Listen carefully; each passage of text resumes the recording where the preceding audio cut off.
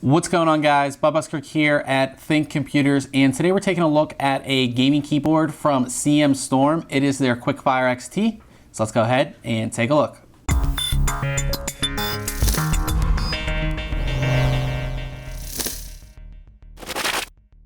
Taking a look at the box here that the QuickFire XT comes in, it has a full picture of the keyboard, so you can see the entire key layout and what the keyboard is all about there. Also lets us know right here that this keyboard has Cherry MX blue switches, and there's a little notice up here that says strategically placed green switches. So some of the actual keys will have green switches for better performance. Now, if we flip over to the back, we have some of the main features here listed in the specifications in a bunch of different languages. So again, if you are at the store, you have more than enough information to make a choice if you want this keyboard or not. Getting everything out of the packaging, we of course have the QuickFire XT keyboard. We have a little user's guide right here, and the keyboard itself does not have a USB cable attached, which I actually like because it makes it quite a lot easier to throw this in a backpack or something like that without having to wrap that cable around it. You can just attach it. I really do like that. So you do have the actual cable in here, and the cable is actually pretty long, and it's a nicely braided cable, and it does have gold connectors on the end. So you have your external cable, and you also have a little PS2 adapter here. So what you would do with this, if you wanted to use this keyboard via PS2, you just plug your keyboard into this little USB port right here, and of course plug the PS2 end into your motherboard.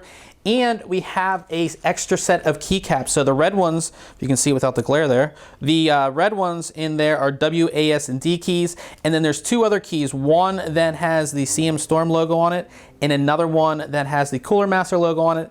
And you also have a keycap remover right in here as well. So if you wanted to buy secondary keycaps for the keyboard, you can easily use this keycap remover to change them out and make it just easy to go ahead and do that.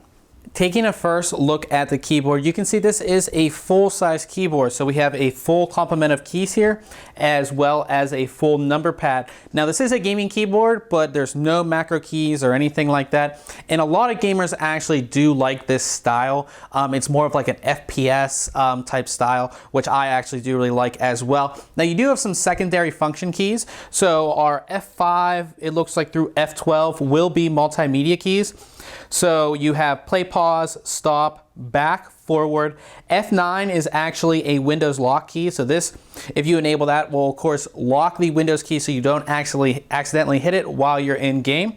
You have mute, volume down, and volume up. And it's good to see the volume down and volume up on the keyboard itself because nobody wants to go out of game to go ahead and adjust their volume. I've used the included keycap remover to remove some of the keycaps. So I've removed the W, A, S, and D and the caps lock. Now you'll see with the W, A, S, and D, as well as 98% of the keyboard, we have Cherry MX blue switches. And these blue switches are great. They're perfect for somebody that, like me, that does a lot of typing as well as gaming. They're kind of the perfect combination for somebody who likes to do a lot of typing or is doing a lot of typing and does their fair amount of gaming, so that's perfect for me.